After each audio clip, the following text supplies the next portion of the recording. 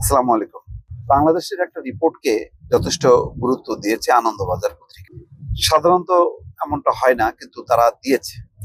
এটা হচ্ছে গুম কমিশন তাদের যে রিপোর্টে কিছু বিষয় উল্লেখ করেছে, যে তাদের যে বন্দিশালা, সেই বন্দিশালার নামকরণ করা হতো ক্লিনিক এবং হাসপাতাল নামে, এবং এটা হচ্ছে সাংকেতিক নাম। আসলে হচ্ছে এটা আহ, বন্দিশালা।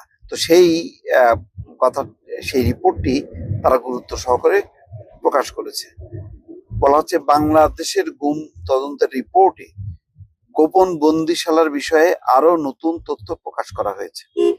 রিপোর্টে দাবি করা হয়েছে এই গোপন বন্দিশালাগুলোর সাংকেতিক নাম ছিল, পরিচালনার দায়িত্ব ছিল মূলত বাংলাদেশের পুলিশের র্যাবই এই কাজগুলো করতো, এবং বিভিন্ন রিপোর্টে এর আগেও এসেছে। বাংলাদেশের গুম সংক্রান্ত তদন্ত কমিশনের রিপোর্টে উঠে এসেছে গোপন বন্দিশালার সাংকেতিক নাম।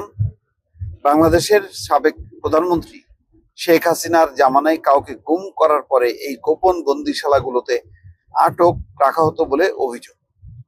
তদন্ত কমিশনের সাম্প্রতিক রিপোর্টে এমন দুটি বন্দিশালার তথ্য উঠে এসছে। সেগুলোর সাংকেতিক নাম ছিল হাসপাতাল এবং ক্লিনিক। এই দুটি গোপন বন্দিশালা কোথায় ছিল তাও গুম কমিশনের রিপোর্টে উল্লেখ করা হয়েছে।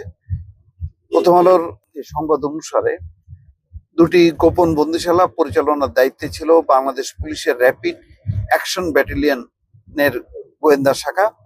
ঢাকা উত্তরা র্যাব একের কার্যালয়ের চত্বরে টাস্কফোর্স ফর ইন্টারোগেশন সেল হিসেবে পরিচিত বন্দিশালাটির সাংকেতিক নাম ছিল হাসপাতাল।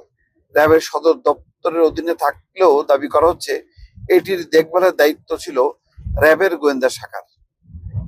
এছাড়া র্যাবের সদর দপ্তরের চত্বরেই ছিল আরো একটি বন্দিশালা। সেটির সাংকেতিক নাম ছিল ক্লিনিক।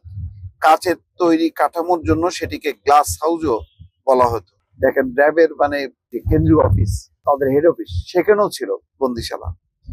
হাসিনা প্রধানমন্ত্রী থাকাকালীন একাধিক ব্যক্তিকে গুমের অভিযোগ উঠেছিল। হাসিনা যখন ছিল সেখানে দিনের পর দিন বিনা বিচারে অভিযুক্তদের আটকে রাখা হতো বলে অভিযোগ। এমনকি সরকারের বিরুদ্ধে কথা বললেও ঠাঁই হতো সেই গোপন বন্দিশালায়। অভিযোগ, সরকারের নির্দেশে বাংলাদেশের পুলিশ গুম, খুন বা অপহরণ করে আয়নাঘরে বন্দি করে রাখার মতো কাজ করেছে একাধিকবার। হাসিনা সরকারের পতনের পরে সেই বন্দিশালার জন্য ক্ষমাও চেয়েছে র্যাব। বাংলাদেশের অন্তর্বর্তী সরকার গঠিত হওয়ার পরে প্রধান উপদেষ্টা ডক্টর মোহাম্মদ ইউনূস গুমের অভিযোগের তদন্তের জন্য একটি কমিশন গঠন করেন।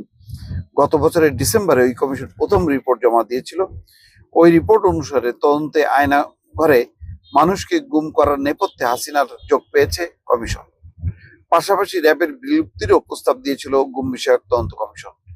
গত 4 জুন গুম তদন্ত কমিশনের দ্বিতীয় রিপোর্ট জমা পড়ে ইউনূসের কাছে।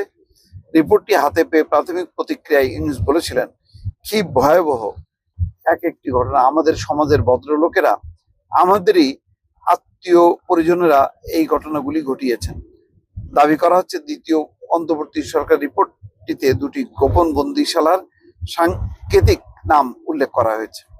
বাংলাদেশে র্যাব মূলত গঠন করা হয়েছিল সন্ত্রাস দমন, মাদক চোরাচালান রোধ, আপৎকালীন পরিস্থিতিতে জরুরি প্রয়োজনীয় পদক্ষেপ নেওয়ার জন্য। তবে হাসিনা জামানায় এই বাহিনীর বিভিন্ন অবৈধ কাজে ব্যবহার করা হয়েছে বলে অভিযোগ উঠেছে।